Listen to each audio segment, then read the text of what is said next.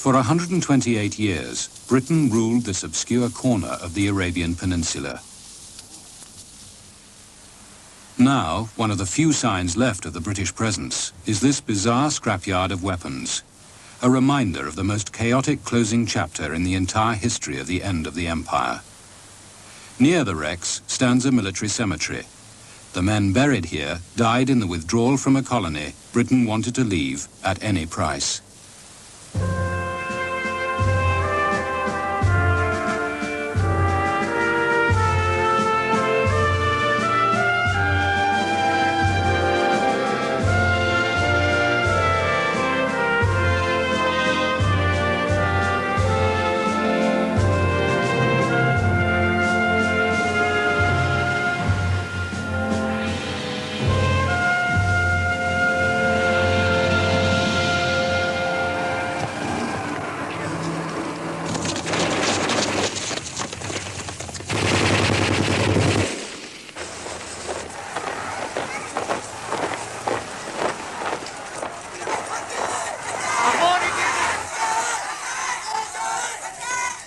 In the 60s, these narrow streets were the scene of a bloody civil war.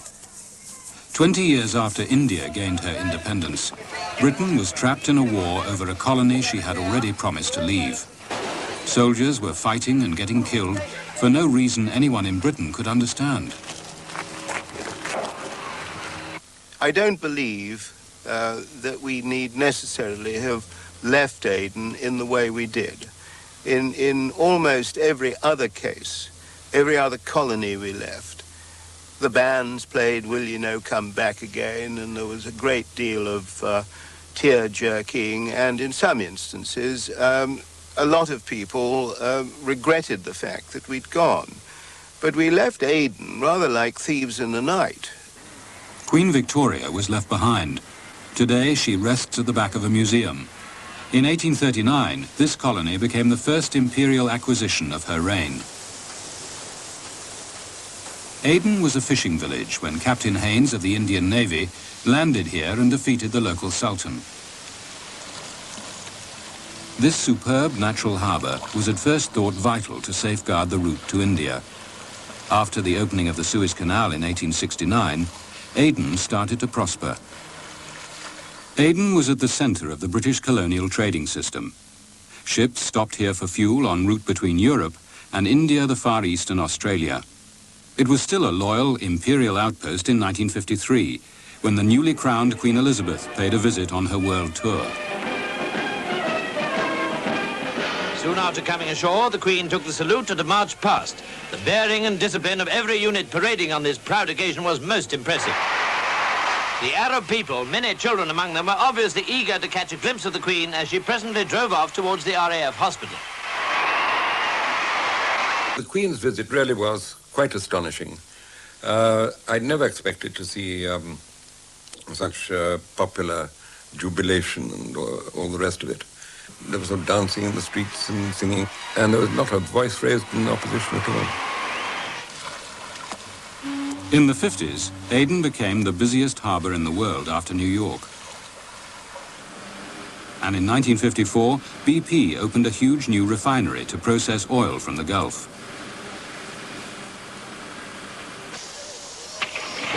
The British enjoyed the good life in the Little Raj. Pampered by Arab servants and catered for by Indian traders, they felt safe in this imperial backwater.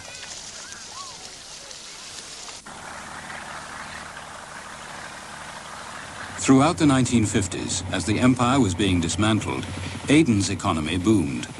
It was a duty-free mecca for the thousands of tourists off the ocean liners.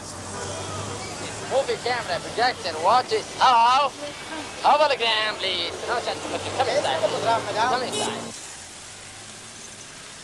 Lost in time, British rule went on in the old colonial style, as if nothing had happened.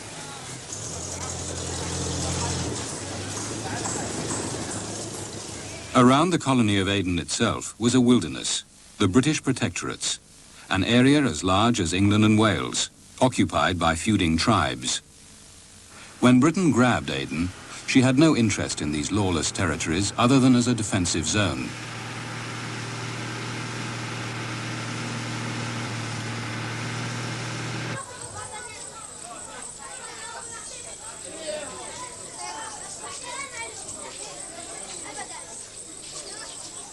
Tribal rulers, like the Emir of Baihan, were persuaded to sign treaties of protection and to accept political advisors.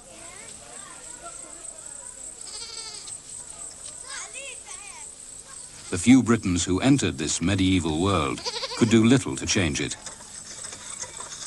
I was coming down from up country and I stopped in a village. I heard a clanking noise at my feet. And I looked around and I saw a kind of grill in the ground below. And I could hear somebody moving about and clanking. And I asked who it was, and they were all very evasive, the sheikh in particular. So I said, get this chap out. And they brought him out, and he had a beard down to his waist, and he's dressed in rags and emaciated to a degree. And I asked how long he'd been there, and nobody could remember. And apparently he'd been locked away years before, and there he'd been left. So I told, and he was shackled, hands and foot, and I told them to knock the shackles off and let the fellow go free. I thought he'd thank me for the good deed, but far from it. He complained that from now on nobody would give him any food.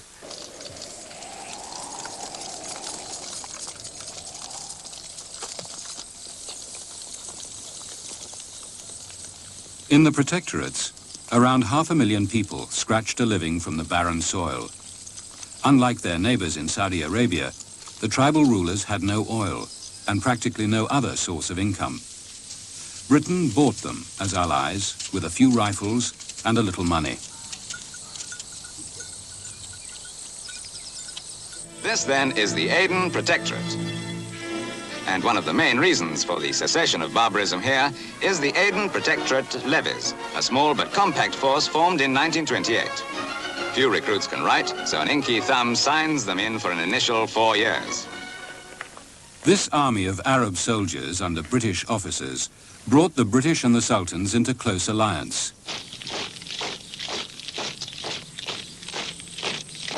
The colonial power also employed a more modern system. What happened was that if you had a tribe that was causing trouble, you got hold of its sheikhs and you said, well, you either do as you're told and hand in hostages to answer for your good behavior, or we're going to come and bomb you.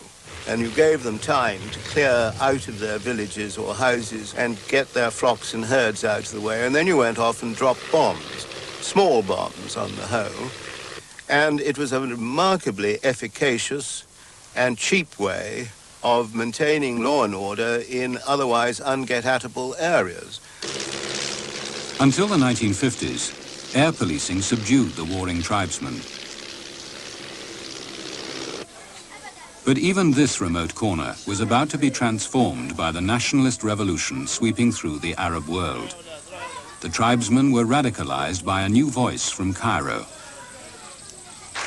Gamal Abdel Nasser became the champion of the Arab world after his triumph over Britain and France in 1956. He transmitted the anti-colonial message even to the South Arabian protectorates. Nasser turned to be a hero, a legend, to hold all the Arab people. For the first time they hear an Arab leader who is challenging a big power, insisting on the freedom of all the Arab world and on the Arab nationalism. Wherever you went in the protectorate, you could hear the Cairo radio coming out of these transistor radios. You'd find some old gentleman died in Blue Woad plying his field with Nasser's propaganda coming out. It was almost impossible to counter. It was, after all, calling for freedom from foreigners. I didn't believe that our propaganda, such as it was the slightest bit of use.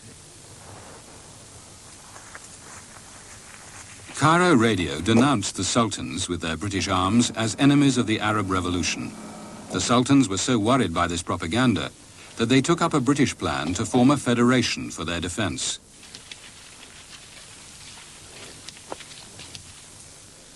In 1959, the Federation of South Arabia was established. Eventually, most of the rulers were to sign up. Britain built a Whitehall in the sand and palaces for the Sultans. In the new federal capital, the rulers performed a charade of parliamentary government. One of the few sultans with a formal education was their principal spokesman.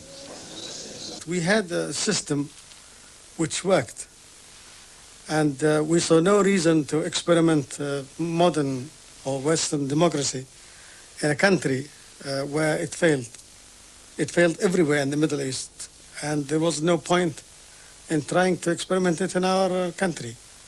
But we had a system which worked, and the rulers were elected by their tribal leaders.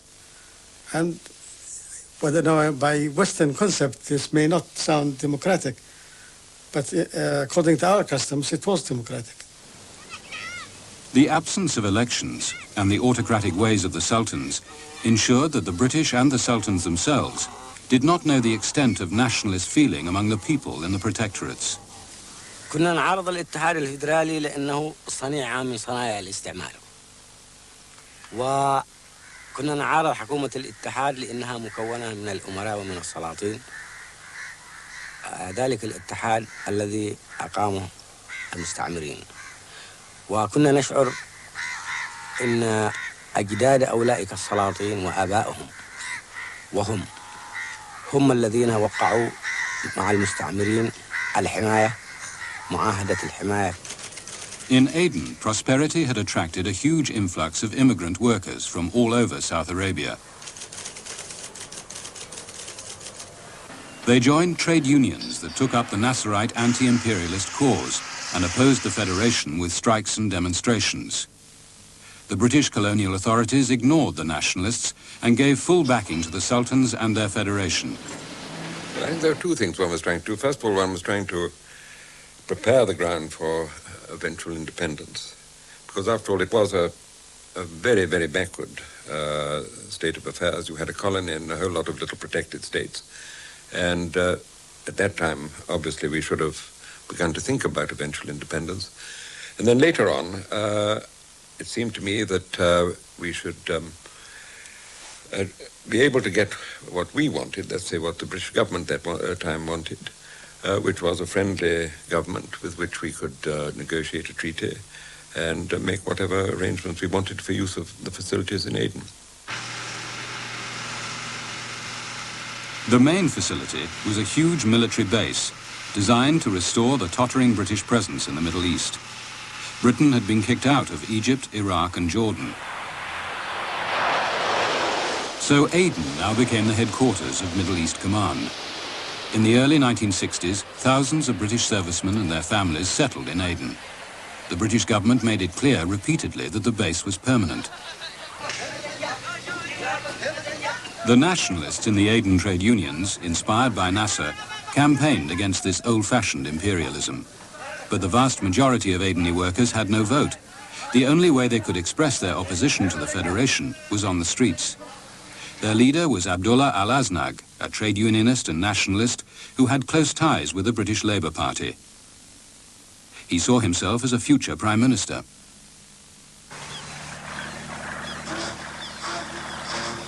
The British, indifferent to the nationalist opposition, forced Aden into the federation, uniting the prosperous port with the backward inland protectorates.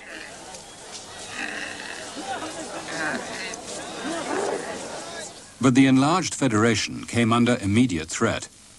In its nearest neighbor, Yemen, army officers supported by Egypt seized power. The royalists resisted the coup. It was the start of a 5-year civil war.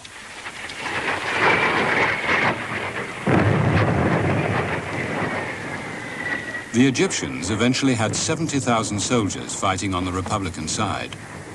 Nasser, once a noisy but distant threat, was now at the Federation's doorstep. For the nationalists of Aden and South Arabia, relief seemed close at hand. In 1963, with Egyptian help, the first of them began to operate as guerrillas here in the mountainous wilderness of the Radfan. They called themselves the NLF, the National Liberation Front. The NLF believed that armed revolution was the only way to independence. Their leader was Qatan Ashabi, a British-trained agricultural officer. He had been in exile in Cairo and with Egyptian money set up headquarters in Yemen to direct the guerrilla campaign. The British, to deal with what seemed no more than a severe tribal outbreak, built an airstrip. They flew in troops and supplies. To the British Army's amazement, 2 battalions found themselves tied down by skilled marksmen, no longer obligingly shooting each other, but now aiming at the British. Our worst casualties happened within a few minutes from a couple of snipers on the hillside behind the village.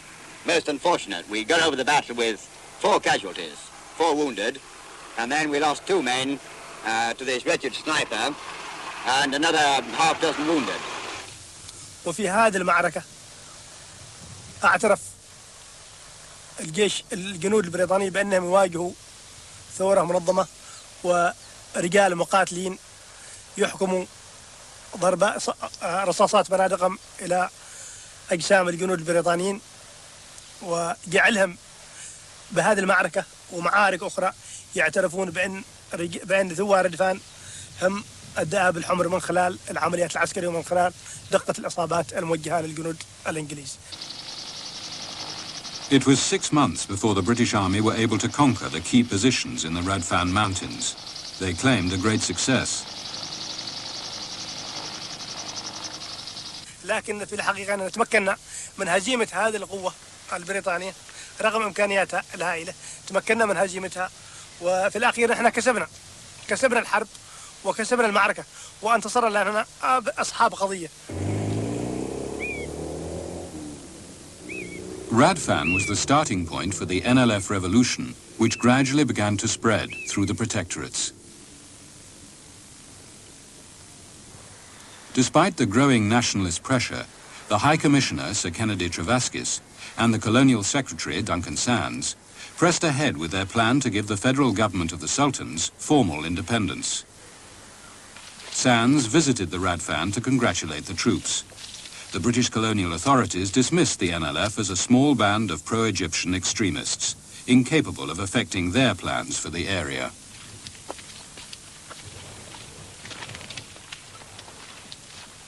In October 1964, a general election brought the Labour Party under Harold Wilson to power. The Labour Party had attacked the Federation as unrepresentative and reactionary. In opposition, it had supported Al-Aznag and his claim that the Aden workers had a right to vote for their own government. But in office, the Labour ministers succumbed to American pressure not to relinquish Britain's global strategic role. So the government decided that its first priority in Aden was to keep the base. It reassured the Sultans that it would stand by the Federation. In 1965, the Labour government called the Sultans and the moderate nationalists to a conference in London to try to persuade them to share power. But Al-Aznag, with his large trade unionist and political following in Aden, was not prepared to do a deal with the Sultans. He demanded general elections. They rejected his proposals out of hand. Al-Aznag left London empty-handed. The NLF had not been asked to London. They threatened to kill anyone who negotiated with the British. They were still not regarded as a power to be reckoned with. كان الإنجليز وحكومة الاتحاد يرددوا في أجهزة إعلامهم إن هذه العمليات التي تقام في الأرياف ولا يعلنوا عن كل العمليات، ولكنهم كانوا يعلنوا عن بعضها من أنها تمردات قبلية، وإنها امتداد لتلك التمردات السابقة التي خضعت في الأخير نتيجة لضربات الاستعمار. ولهذا السبب أسرعنا في أن نبدأ بالعمل المسلح في عدن المدينة، على اعتبار أنها ستكون تلك الضربات الموجهة في العاصمة تكذيب بالدرجة الأساسية لأجهزة إعلام الاستعمار. In the midst of an extinct volcano, Crater, the Arab heart of Aden, became the main battlefield between the NLF and the British authorities. The NLF guerrillas' first targets were the officers in the Arab Special Branch, who had successfully infiltrated their organization. The campaign of killing culminated in the murder of the Speaker of the Aden Legislative Council. واتخذت إجراءات واسعة النطاق من قبل الإدارة البريطانية إثر هذه العملية الناجحة. تمثلت في حظر التجول، تمثلت في مطاردة الناس، تمثلت في الاعتقالات الواسعة، تمثلت في إقامة معسكرات متحركة ومعسكرات ثابتة وحديثة داخل المنطقة كلها. In September 1965, a wave of riots and strikes protesting at the British plans for independence under the Federation of Sultans forced the colonial authorities to declare a state of emergency. Direct rule was imposed. The Aden Legislative Council was suspended. The nationalists had achieved their objective of creating a confrontation.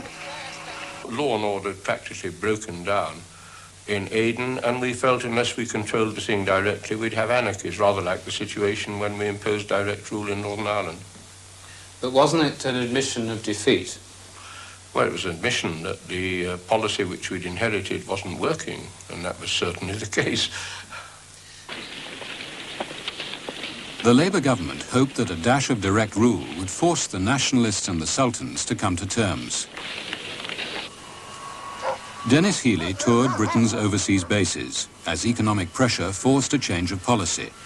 His first target for cuts was Aden.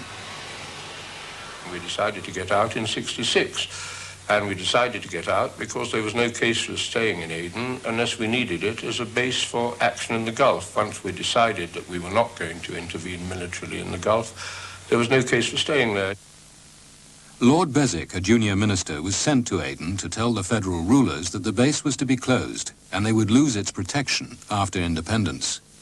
Well, Lord Beswick came out in 1966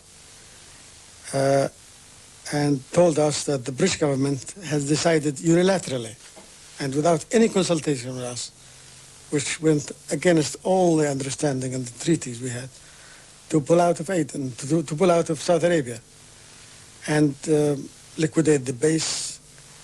And we sensed from that they were no longer interested in a proper handover of responsibility to the Federation.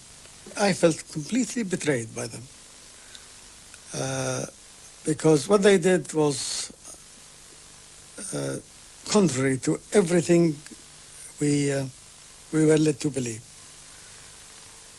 I think they behaved in a most dishonorable way. I don't think we'd betrayed them because we never made them any promises. I think that Duncan Sands, as Defence Secretary and Commonwealth Secretary, gave them a totally false impression of what Britain might do. The breach of faith is clear, and I suppose I ought to know better than anybody because I gave the pledge. In 1964, we had a conference in London at which we had representatives from the whole of the Federation of South Arabia, including Aden, and they said to us that they wanted independence. They'd like it before the end of 1968, but it was no good to them to have independence unless they could have the means of preserving it, and that meant that they must have a defense agreement with Britain under which we would continue to give them protection at any rate for a period after until they were able to look after themselves. With Egyptian forces across the border and growing violence from the nationalists, the British government's decision had opened the door to chaos.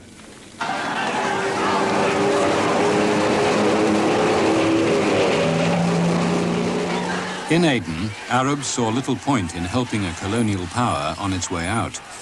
The battle for succession began.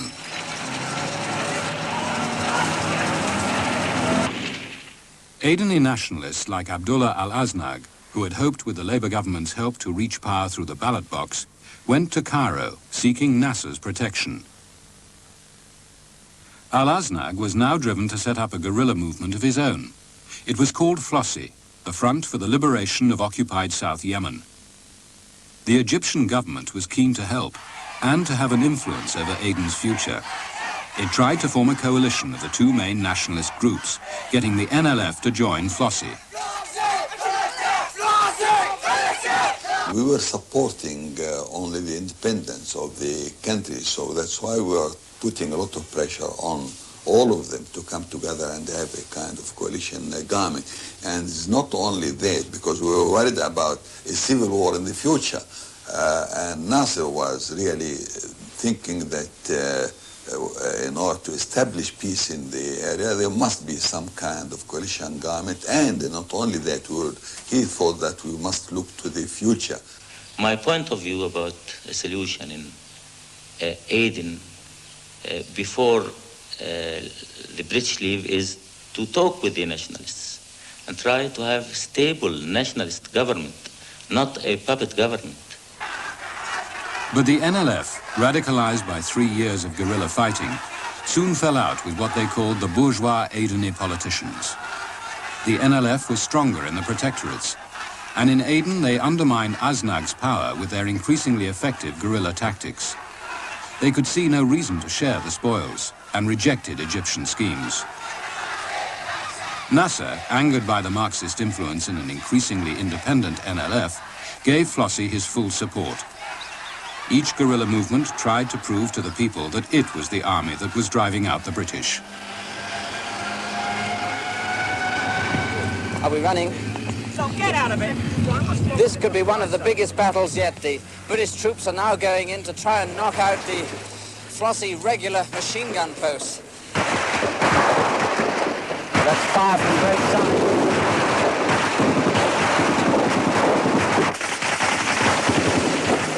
This is probably the biggest single battle that British troops have been involved in with terrorists so far in Aden. We don't know what's going on. British troops are over in that direction, and the Russian... The Flossie commandos are down in that direction, and we're right in the middle.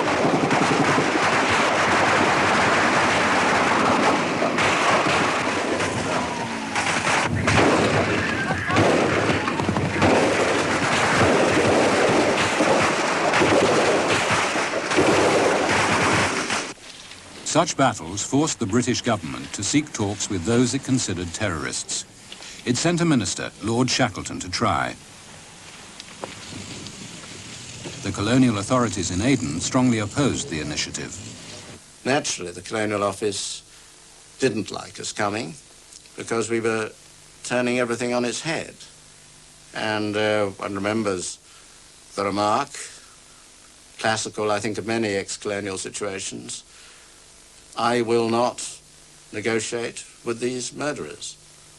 But the history of the end of empire is negotiating with whatever you like to call them. Lord Shackleton's was the first British attempt to contact the NLF after 3 years of fighting. Sir Sam Fall was taken by a go-between to meet NLF representatives in a back street in Crater. I explained that Lord Shackleton had come to Aden in order to negotiate independence and to involve all parties concerned. The NLF were a very important party to this, and we would be interested in talking with them, and we would, of course, consider releasing their detainees and taking the ban off their party so that we could discuss things in a reasonable and relaxed atmosphere. But there was just one minor condition that we'd like to make. If it were possible, we would be very grateful if they would stop killing us. And the two representatives roared with laughter. And one of them, he did like this, he said, Abu Sami, mush mumkin. Very sorry, Abu Sami, this is quite impossible. But being young, naive and foolish, I said, but why? We come with peace and we want to talk to you. It would be rational if you'd stop killing us. He said, no, you must understand that Flossie constantly accuse us of being the running dogs of the imperialists. And if we, at this moment, were seen to be talking to you, this would simply give credence to their story, that they are the sole representatives of the people of South Arabia and we are imperialist lackeys. And so, Abu Sami, we're very sorry, but we have got to drive you out of Aden. And we have to be seen to drive you out of Aden. When we have reached that stage, then we can negotiate. إذ أنها تشكل القلب وتشكل منطقة الاتصال بالعالم بأجمعه. وبدون ذلك ما كان للجبهة القومية أن تحقق نهوضا حقيقيا للعمل العسكري أو للسياسي أو للإعلامي، ولا أن تحقق انتصارا بهذا المستوى الذي تحقق.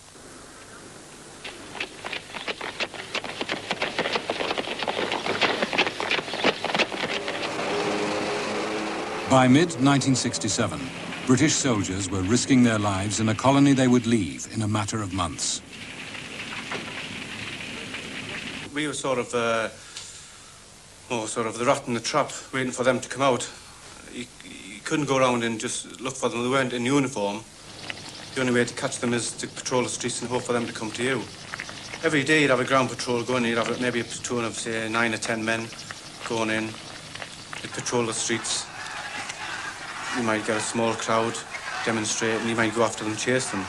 The crowd would try and draw you into a certain area or run down a certain street where there'd be somebody waiting to ambush, you know.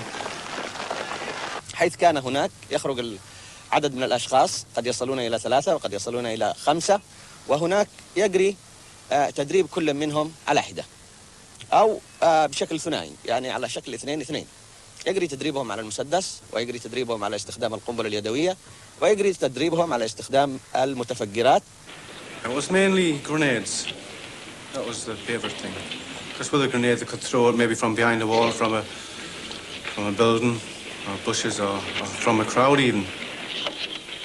Is this the one that threw the grenade at Mr. Gilbert? Yes, the Land Rover. Well, Yes. tell me exactly what happened now. Well, I was just driving up behind the Land Rover, and this chap drove in front of us. Drove past Mr. Gilbert on the left-hand side and chipped a grenade. Tried to get away, so we cut in front of him.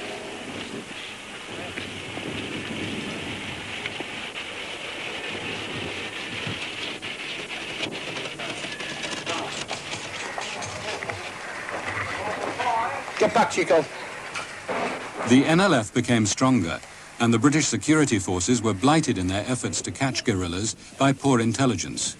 Few Arabs would help them. Soon, British frustration gave way to desperate measures.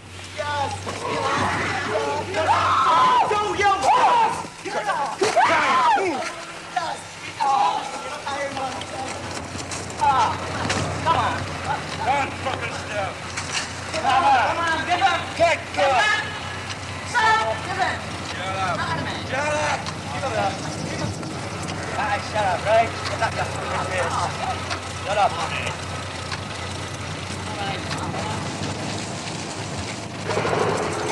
What's shooting? Good man. Good man. You're a good man. I will go. One day. Oh, no, one day I will go. You go to my side. You're so man, eh? Say I'm like you, I'm man. Man. I'm man. I'm man. They're trying to kill us, we are just trying to protect ourselves. People that say we're brutal just don't know what's going on, that's the trouble.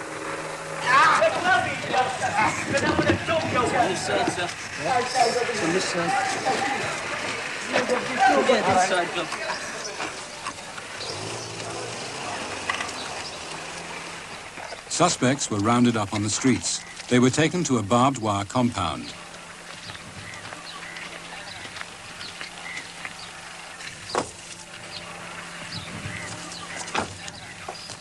Hooded informers picked out suspected guerrillas among the detainees.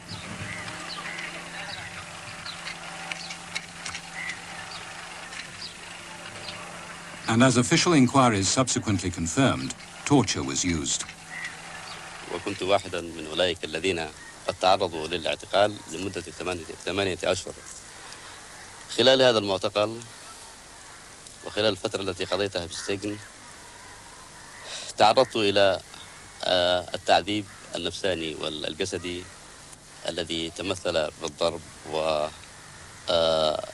والتعذيب بالكهرباء والتعذيب بوسائل عديدة كانت قد تركت آثارا وعاهات لمن دخلوا هذا المعتقل، وكنت واحدا من هؤلاء الذين تعرضوا لهذا التعذيب. The allegations of widespread torture caused an international scandal. This was yet another embarrassment for the British Labour government. By 1967, the decision had been taken by the British government to leave. There was no intention on their part to reverse or change that decision. There might be limited possibilities in timing, but the decision was to go. So the policy was how to get out the armed forces and the civilian community without a bloodbath, and if possible handing over to some practicable successor government by the end, of course, any practicable successor government. As Britain prepared to pull out, the battle for succession between Flossie and the NLF intensified. With Egyptian help, the Flossie leadership under the Labour Party's former friend Abdullah al-Aznag now set out to destroy the NLF. Is Flossie the only organisation responsible for the present wave of terrorism in Aden? Flossie is the only leading organisation that's responsible for the armed resistance of our people. I see. There's been a lot of talk about a rival organisation called the NLF, which is also claiming attacks. Is there any truth in this? NLF is a mere label used by the federal and the British administration in Aden to suggest confusion about the fight and struggle of our people for independence. That is to say that they would like to suggest the existence of more than one front. But the truth is that there is only Flossie and nothing but Flossie. Despite Aznag's protestations, the sultans were more worried about the NLF. They pinned all their hopes for the future on the federal armed forces. They were much encouraged when the Labour government gave military aid in the summer of 1967 to modernise them. Both the NLF and Flossie were secretly recruiting members in the forces. To ensure their loyalty, the sultans promoted pro-federation officers. The move backfired. The event that finally destroyed what remained of the sultan's power came on June the 20th, 1967. A mutiny broke out in the Federal Army ranks, spreading to this barracks in Crater, where the NLF agent Abdul Razak Shaif, now released from prison, was instigating an uprising. ولذلك اتجه رجال الجبهة القومية في السيطرة على الموقف وتوجيه هذا التمرد وتحويله إلى انتفاضة من داخل معسكر 20 يونيو، حيث تم توزيع الأسلحة وأخذ المواقع والتمركز داخل المعسكر وخارجه. A British Army patrol of 2 Land Rovers carrying 9 soldiers approached the barracks along this road. Fusilier John Story was in the second vehicle. The NLF-led police began shooting from the windows of this barracks. It happened so fast. It was so devastating. The Land Rover in front stopped. I got shot across the side. I got winged across the side. All I wanted to do was get out. I felt caged in. Our Land Rover slowed down. I jumped out. Our Land Rover continued on for another 50, 60 feet and crashed into the wall of the police barracks. I ran past the corporal in our Land Rover, and he was just lying there still, covered. His chest was just a mass of blood with holes in. And the 2 officers had been shot on fire. I couldn't see the other men. Maybe they were scattered around the ground. I got shot through the arm. There was no cover whatsoever, getting shot from both sides. Maybe by 100 or so police and terrorists. They had machine guns, rifles, pistols. I look round. I see in one of the blocks of flats had a doorway open. I ran, zigzagged across the road. The pavement, the road, everything was all jumping and zigzagging. It was like all exploding, all the concrete was exploding around me. But I managed to make it into the blocks of flats. John Story hid in this block of flats and held an Arab family hostage at gunpoint for 3 hours. He escaped by jumping out of a window. This painting in an Aden museum records the events of the 20th of June 1967, now an historic date in the nationalist calendar. John Story was the only survivor of this ambush. On the 20th of June, 22 soldiers were killed. They are buried here at Silent Valley near Aden.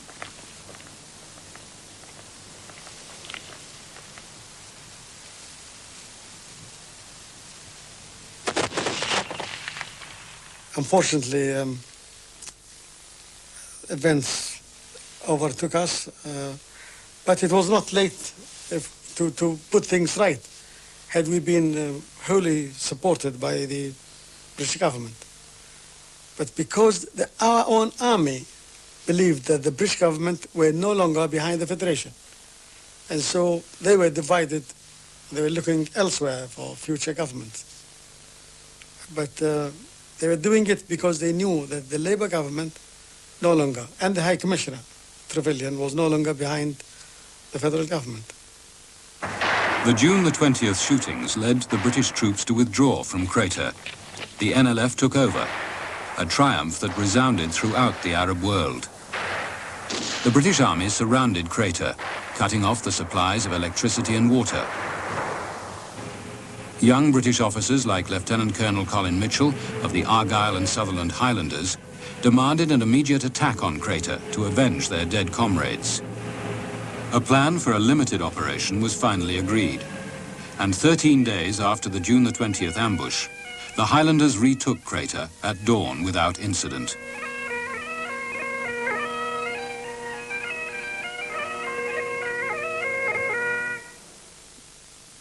Colonel Mitchell became an overnight folk hero and was thereafter known to the readers of British popular newspapers as Mad Mitch.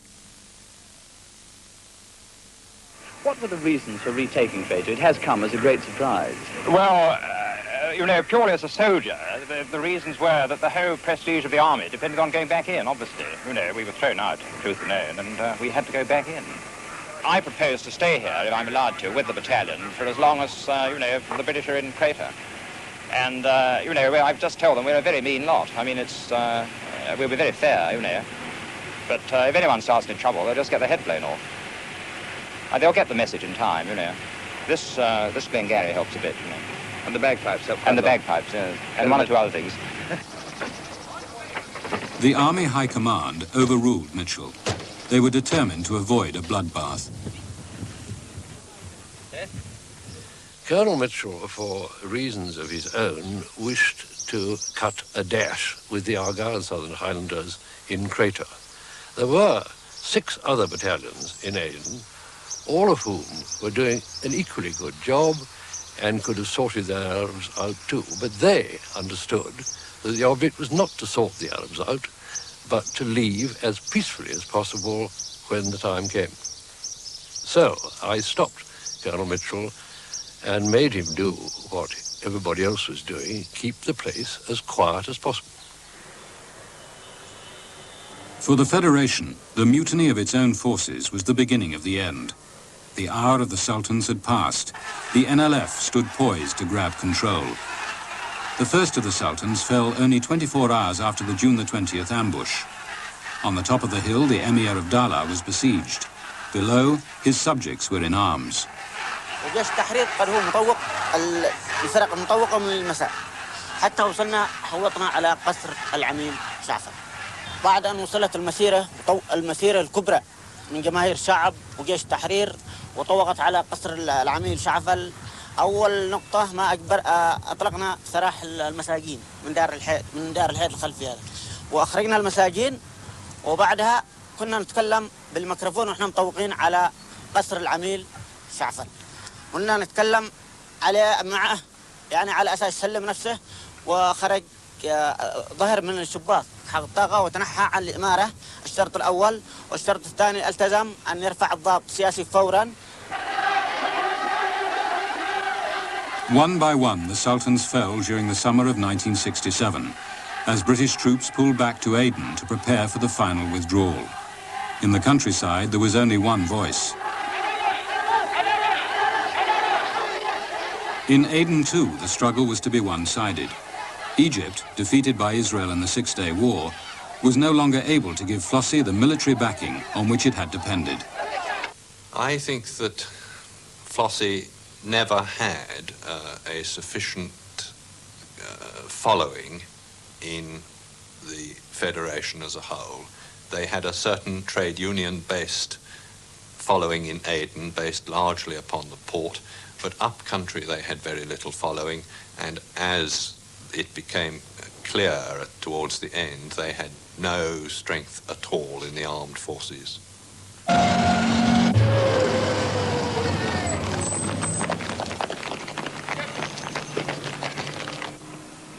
British soldiers were under strict orders to take no chances as the battle between Flossie and the NLF raged through the autumn.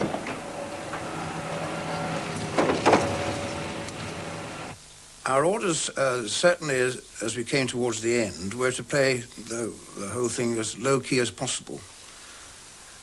And the NLF and Flossie were battling it out. And instances we'd see, for example, from our observation positions, would be uniformed men in some instances and non-uniformed in others going to the back doors of houses, be 2 or 3 shots and they'd run out again. And when we'd investigate, of course, we'd find a body there. Now, this is a situation which we'd been told we shouldn't interfere in at all. And it was peculiar to the last days of Aden, which our government wanted us to come out as quietly as possible. One has to remember that this withdrawal from Aden was in no circumstances a war.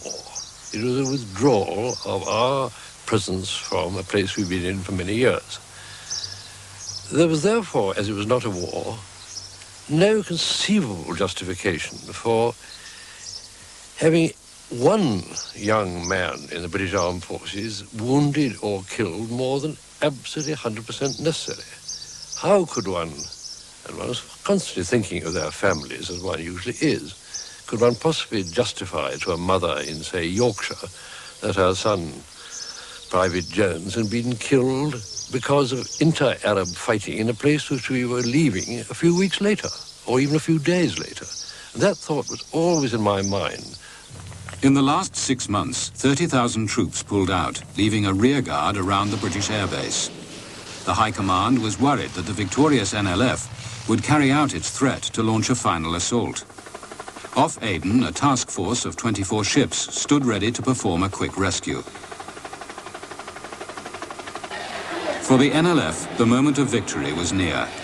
Their colonial enemies were leaving, and their nationalist rivals, Flossie, were defeated in Aden. NLF leader Katan Ashabi summoned journalists to Zinjibar, a small town near Aden, to announce his conditions. That they will give our people their full independence. That is the first point. Second point, that they realize that the NLF is the true representative of our people. Third point is that Britain is ready to hand over full authority to NLF, and then, if I am selected by the NLF command to meet any British authority, or I am ready to do that. In November, in Geneva, only days before the British withdrawal, the former guerrilla leader, Ashabi, was recognized by Britain as the future head of an independent government. The High Commissioner, Sir Humphrey Trevelyan, took the final salute from the deck of HMS Intrepid. In Aden, there were no fanfares and no formal handover of power.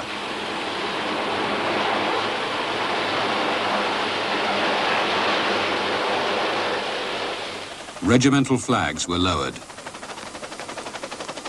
At 1:45, the helicopters lifted the final 330 men from about 10 positions around the perimeter of Aden.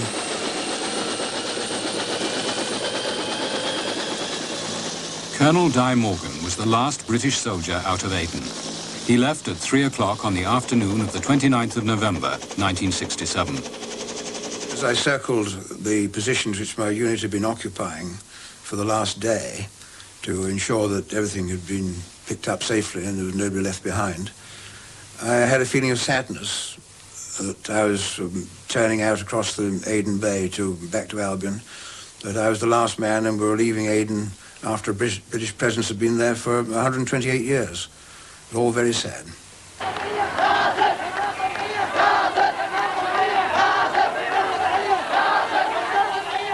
In the streets of Aden and all over the country there was jubilation.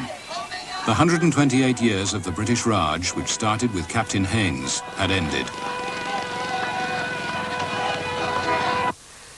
وحينها كان يدور في كنت أتخيل أن الكابتن هينس حينها هزم وأنه بنفس الطريقة التي دخل بها بواسطة العنف والمقاومة أنه خرج بهذا الأسلوب. Aden was the colony that went over to the other side. The Federation of South Arabia became the People's Republic of Yemen, a Marxist state and an ally of the Soviet Union.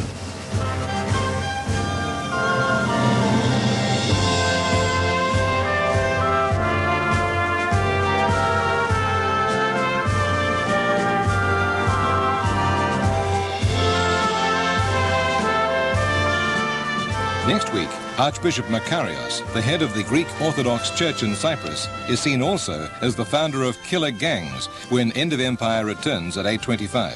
And remember, an impressive book of this series is available from bookshops and the ABC shop in your capital city. Stay with us now for the latest news, followed by our Sunday stereo special, Mozart in Delphi.